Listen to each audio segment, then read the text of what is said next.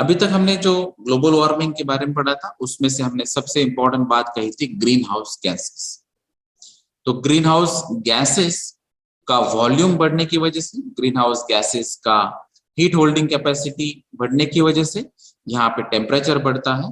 और ये जो गैसेस यहाँ पे रिस्पॉन्सिबल है ग्लोबल वार्मिंग के लिए, उसको हम कहते हैं ग्रीन हाउस गैसेस। तो ये ग्रीन हाउस का एक इफेक्ट होता है जो नॉर्मली अभी हम ग्रीन हाउस पॉलीमर्स या पॉलीमर हाउस भी यूज करते हैं, जहां पे इंटेंशनली आपको टेम्परेचर बढ़ाना है,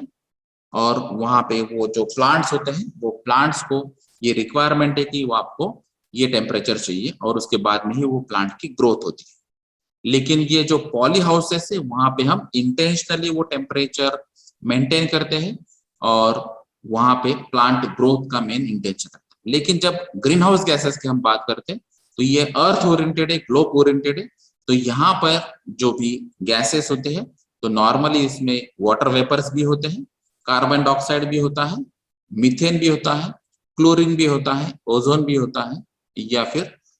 अलग अलग डेरिवेटिव्स भी यहाँ पे हो सकते हैं। तो ये मेन अलग अलग ग्रीन हाउस गैसेस है। तो यहाँ पे जैसे आपको डायग्राम में पता चलता है कि जो नॉर्मल सनलाइट यहाँ पे इंसिडेंट होता है अर्थ पे,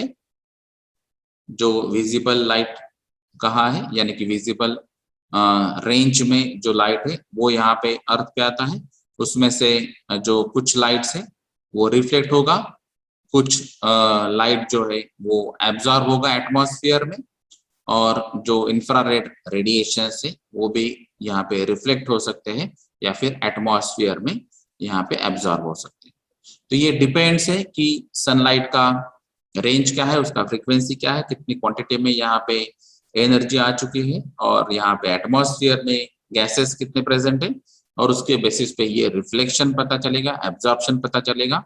और फिर यहाँ पे आपको पता चल सकता है कि कितने ग्रीन हाउस गैसेस अवेलेबल है और जिनकी वजह से यहाँ पे टेम्परेचर बढ़ चुका है। तो ये ग्रीन हाउस इफेक्ट आपको ये सिंपल डायग्राम से भी पता चलेगा। जैसे ये सनलाइट यहाँ पे इंसिडेंट हो चुका है, कुछ रेडिएशंस जो है एब्जॉर्ब हो चुकी है अर्थ से, कुछ रेडिएशंस यहाँ पे रिफ्लेक्ट हो चुके हैं,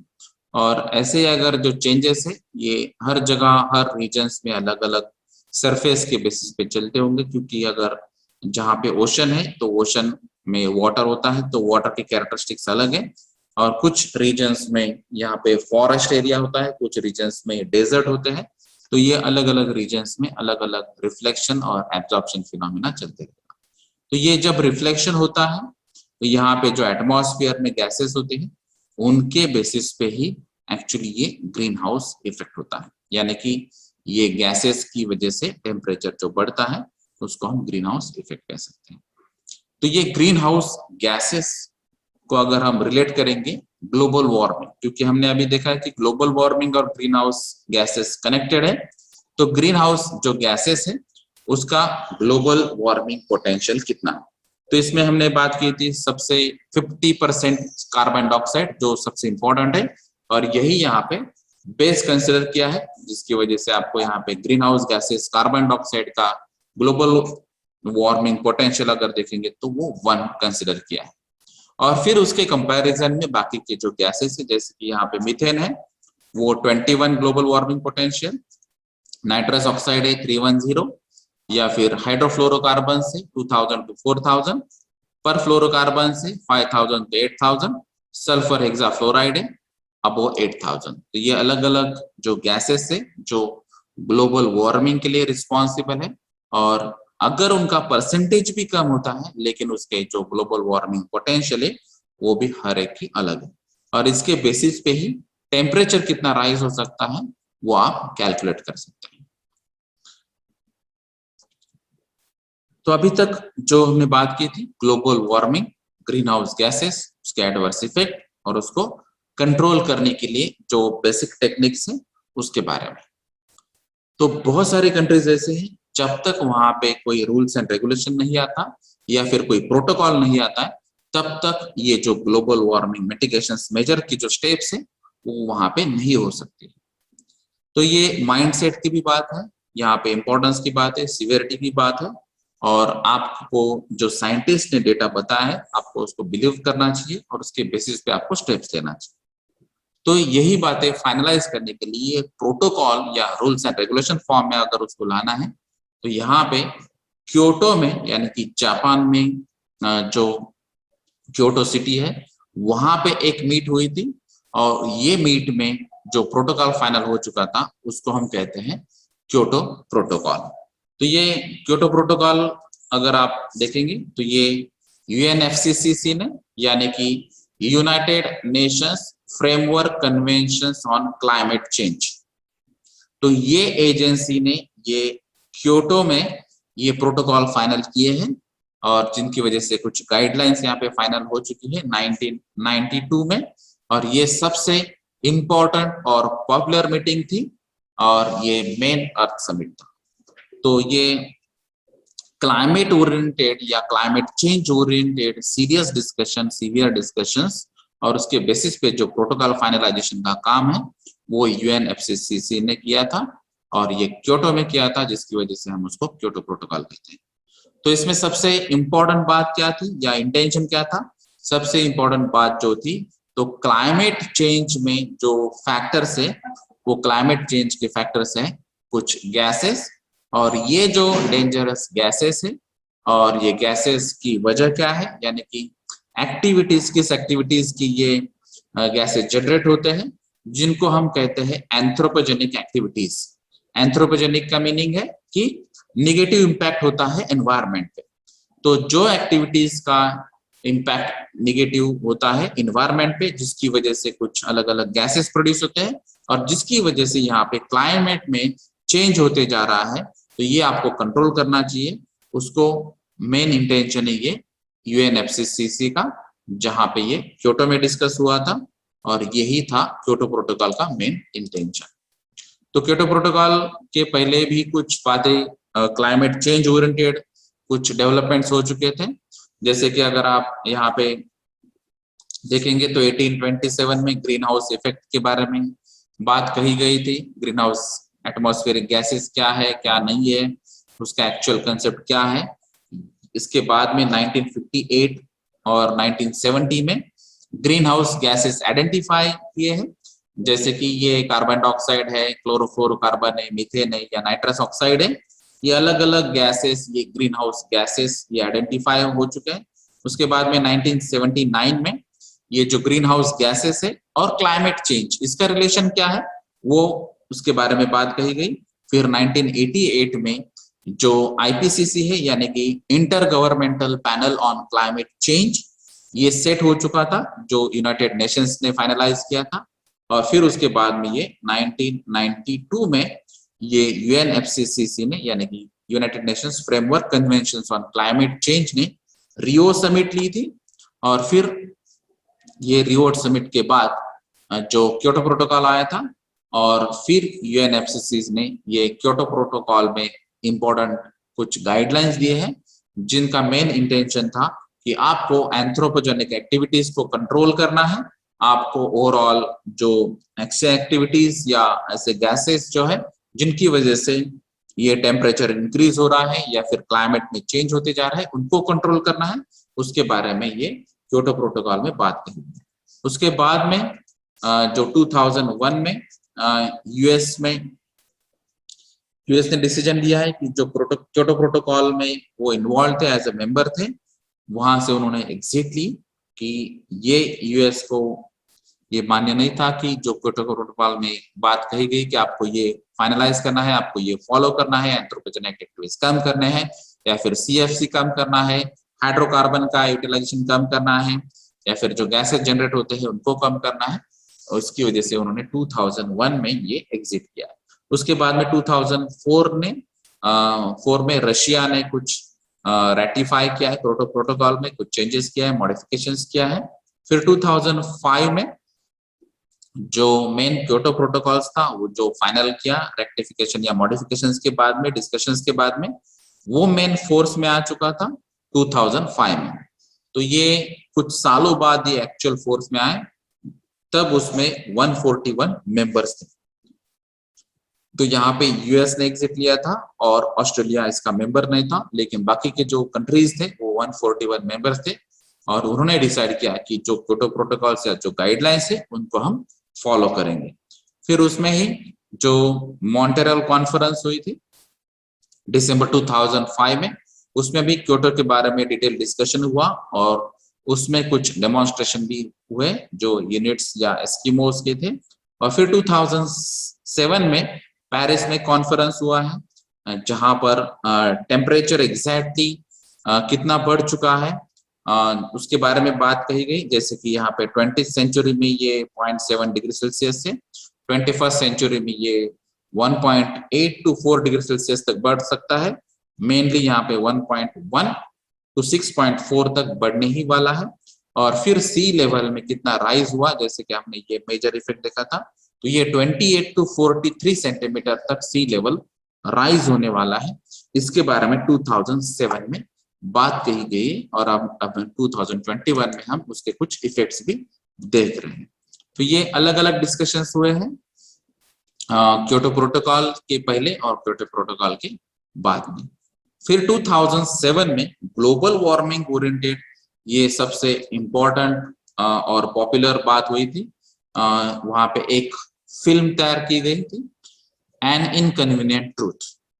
और ये फिल्म में टेम्परेचर कैसे बढ़ता है, कार्बन डाइऑक्साइड का परसेंटेज कैसे बढ़ता है, हम जो इंडस्ट्रियल एक्टिविटीज या एंथ्रोपोजेनिक एक्टिविटीज करते हैं, डेवलपमेंट एक्टिविटीज करते हैं, जिनकी वजह से एक्वेटिक लाइफ पे क्या इफेक्ट हो रहा है, सॉइल पे क्या इफेक्ट हो रहा है, एनवायरनमेंट पे क्या इफेक्ट हो रहा है, इसके बारे में सिंपल लैंग्वेज में बहुत सारे रिसर्च के बाद, बहुत सारी जगह एक्चुअल जाने के बाद जो भी एविडेंसेस उन्होंने देखे थे, वो सभी एविडेंसेस यहाँ पे ये फिल्म में दर्शाए गए और ये डॉक्यूमेंट्री फिल्म को ऑस्कर अवार्ड भी मिल चुका था। और जिसकी वजह से यहाँ पे जो मेन अवेयरनेस थी वो नॉर्मल सिटीजन्स में बहुत सारी अवेयरनेस ग्लोबल वार्मिंग ओरिएंटेड, और फिर उसके बाद में बहुत सारी कंट्रीज ने यहाँ पे सिलेबस का पार्ट या फिर एनवायरमेंट कंपल्शन या एनवायरमेंटल का एक सब्जेक्ट कंपल्शन, ऐसे बहुत सारे एक्टिविटीज यहाँ पे वर्कआउट हो चुकी। तो ये सबसे इसमें इंपॉर्टेंट बात थी, एन इनकन्वीनियंट ट्रूथ जो फिल्म है उसके बेसिस पे। तो ये अल गोर जो है उनको भी ये नोबेल प्राइज मिला था फॉर पीस, आईपीसीसी और अल गोर को, क्योंकि ये जो एन इनकन्वीनियंट ट्रूथ के बारे में जो फिल्म थी इसमें अल गोर का इम्पोर्टेंट पार्ट था और ये यूएस ने बहुत सारा अच्छा काम किया था, जहां से आपको ये पता चला कि टेम्परेचर कैसे बढ़ रहा है, कार्बन डाइऑक्साइड का परसेंटेज कैसे बढ़ रहा है, और फिर आपको एक्चुअल में क्या क्या करना चाहिए और क्या नहीं करना चाहिए। तो जनरल ऑब्लिगेशंस की अगर हम बात करेंगे तो क्योटो प्रोटोकॉल में कुछ ऑब्लिगेशंस थे, जैसे कि यहाँ पे एनर्जी इफिशियंसी इंक्रीज करनी चाहिए, इसके बारे में जनरलाइज बात की है, या फिर जो ग्रीन हाउस गैसेस के जो सिंक्स या रिजर्वायर्स हैं उसके प्रोटेक्शन के बारे में बात की गई, या फिर जो फॉरेस्ट मैनेजमेंट प्रैक्टिसेस है या अफॉरेस्ट्रेशन है या रिफॉरेस्ट्रेशन है, यानी कि आपको प्लांटेशन करना है, उसके कुछ टारगेट्स डिसाइड किए, कुछ प्रमोशंस के बेसिस पे कुछ फाइनलाइज हुए गाइडलाइंस, और फिर कुछ एग्रीकल्चर ओरिएंटेड भी जो कुछ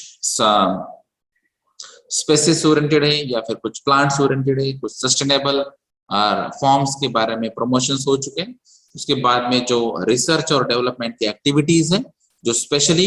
ये green house gases oriented, global warming related है, रिन्यूएबल एनर्जी ओरिएंटेड है, उसके बारे में भी कुछ रिसर्च एंड डेवलपमेंट एक्टिविटीज ये क्योटो प्रोटोकॉल में कही गई। उसके अलावा जो मेन CO2 का जो मेन टारगेट था वो CO2 को आपको रिड्यूस करना है, और CO2 को रिड्यूस करने के लिए कुछ इनोवेटिव टेक्नोलॉजीज आपको लानी चाहिए, इसके बारे में बात की गई। फिर जो ओवरऑल कार्बन एमिशन है उसको कैसे रिड्यूस किया जाएगा, फिर ऐसे कुछ टेक्नोलॉजीज आपको यहाँ पे एडॉप्ट करनी चाहिए, स्पेशली ट्रांसपोर्ट सेक्टर में भी आपको ऐसे कुछ पॉलिसीज और कुछ ऐसे मेजर्स लेने होंगे जिसके जहाँ पे आपको कार्बन एमिशन रिड्यूस करना है। फिर उसके अलावा जो कार्बन डाइऑक्साइड के अलावा जो मीथेन है या फिर कुछ अलग प्रोडक्ट्स हैं या फिर गैसेस है, उनका भी यूटिलाइजेशन या कंजम्पशन है वो कैसे कम हो जाएगा, और फिर उसमें भी कार्बन जो एमिशंस है वो कैसे रिड्यूस हो गए उसके बारे में भी बात कही गई। फिर जो मेन एविएशन या मराइन बंकर के जो फ्यूल्स है उसमें सबसे ज्यादा फ्यूल ये होता है फोसाइल फ्यूल, जिसकी वजह से ग्रीन हाउस गैसेस का एमिशन हायर साइड में होता है। तो इसको कैसे कम किया जाएगा इसके बारे में भी बात कही गई। और फिर जो ओवरऑल मेंबर्स थे ये क्योटो प्रोटोकॉल के अंदर, जैसे हमने 141 मेंबर्स देखे थे, तो इसमें कोऑपरेशन होना चाहिए कि अगर कुछ कंट्रीज ने कुछ जीएचजी रिडक्शन के लिए अगर कुछ टेक्नोलॉजी डेवलप किए या फिर कुछ सिंपल टेक्निक्स उन्होंने अडॉप्ट किए हैं या फिर कुछ रिसर्च किया है, तो उसके बारे में बाकी कंट्रीज को भी बताना चाहिए। तो ये कुछ कोऑपरेशन होना चाहिए। या फिर जो अभी हमने जीएचजी रिडक्शन के लिए ग्लोबल वार्मिंग का इम्पैक्ट कम होने की वजह से यहाँ पे जो बातें हैं उस पर भी आपको ध्यान देना चाहिए और उसके बेसिस पे भी कुछ वर्कआउट करना चाहिए। तो ये सभी कोऑपरेशन जनरल ऑब्लिगेशंस के अंदर आता है।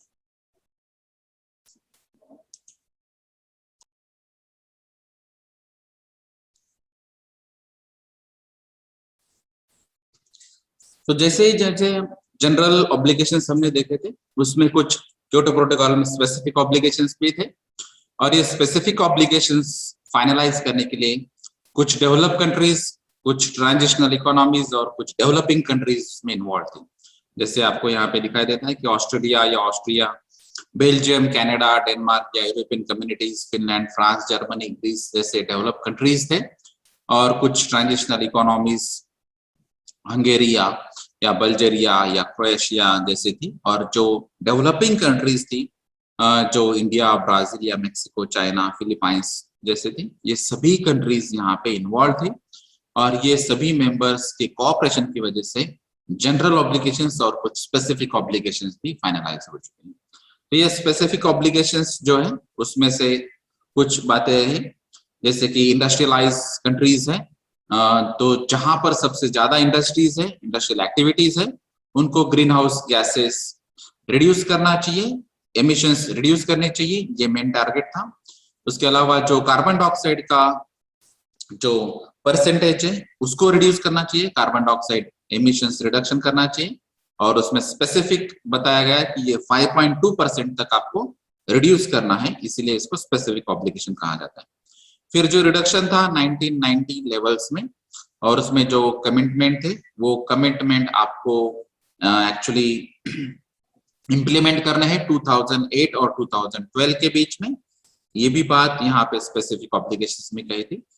यानी कि अगर आपको स्पेसिफिक क्राइटेरिया दिया गया तो उसको हम स्पेसिफिक ऑब्लिगेशन कहते हैं। तो 2005 में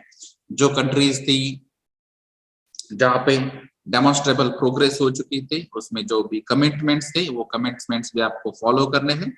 उसके अलावा कुछ कंट्रीज को फ्लेक्सिबिलिटी भी दी गई थी, तो जहाँ पे मार्केट इकोनॉमी ओरिएंटेड कुछ ट्रांजिशंस होते हैं, प्रोसेस में अगर कुछ चेंजेस होते हैं तो उनको थोड़ी सी फ्लेक्सिबिलिटी भी यहाँ पे दी गई थी। उसके अलावा जो मेन मैकेनिज्म था ये जनरल ऑब्लिगेशंस और स्पेसिफिक ऑब्लिगेशंस फॉलो करने के लिए, तो क्योटो प्रोटोकॉल का मेन मैकेनिज्म था जॉइंट इंप्लीमेंटेशन, सीडीएम टेक्निक यानी कि क्लीन डेवलपमेंट मैकेनिज्म, और कार्बन ट्रेडिंग। तो जॉइंटली कुछ वेंचर्स आपको चलाने चाहिए, जॉइंटली आपको इंप्लीमेंट करना चाहिए, चाहे वो गवर्नमेंट, प्राइवेट सेक्टर हो या अलग अलग कंपनीज हो या अलग अलग कंट्रीज के वेंचर्स हो। तो अगर आप जॉइंटली ये इंप्लीमेंट करते हैं जिसकी वजह से ओवरऑल जो इकोनॉमिक बर्डन है वो भी रिड्यूस हो जाता है, और फिर अलग अलग कंसेप्ट्स की वजह से इम्प्लीमेंटेशन करना भी थोड़ा सा इजी हो जाता है, और ओवरऑल जो आपके टारगेट है जैसे कि CO2 रिडक्शन करना या GHG रिडक्शन करना या फिर टेम्परेचर रिड्यूस करना या फिर जो एंथ्रोपोजेनिक एक्टिविटीज है उसको कम करना, ये आप यहाँ पे कर सकते हैं इजीली। उसके अलावा जो अलग अलग CDM टेक्निक्स होती हैं, तो यहाँ पे आपको रिन्यूएबल एनर्जी सोर्सेस यूज करना, जैसे कि विंड एनर्जी यूज करना है, या फिर आपको सोलर एनर्जी यूज करना है, या फिर OTEC साइकिल यूज करना है, ओशन थर्मल का भी यूज करना है, या फिर ऐसे बहुत सारे रिन्यूएबल एनर्जी सोर्सेस है जहां पर आपको फोसाइल फ्यूल यूज करने की जरूरत ना हो, या फिर आपको कुछ ऐसे सब्स्टिट्यूट मिले जिसकी वजह से यहाँ पे जो कार्बन एमिशंस है या फिर जो पोल्यूशन है उसका लोड कम हो जाए, और ये सब मैकेनिज्म जो है वो पोल्यूशन फ्री होना चाहिए, इसीलिए हम उसको क्लीन डेवलपमेंट मैकेनिज्म कहते हैं। तो ये कुछ सीडीएम की टेक्निक्स भी यहाँ पे डिस्कस हो चुकी है और उसके बाद में अडॉप्ट भी हो चुकी है। अभी बहुत सारी कंट्रीज ये सीडीएम टेक्नोलॉजीज ऑलरेडी अडॉप्ट कर चुकी है। थर्ड जो मेन मैकेनिज्म था वो था कार्बन ट्रेडिंग। तो कार्बन ट्रेडिंग एक कंसेप्ट है, अगर उसको आपने अडॉप्ट कर दिया तो उसकी वजह से भी कार्बन एमिशंस यहाँ पे कम हो सकते हैं या फिर कार्बन का लोड भी कम हो सकता है।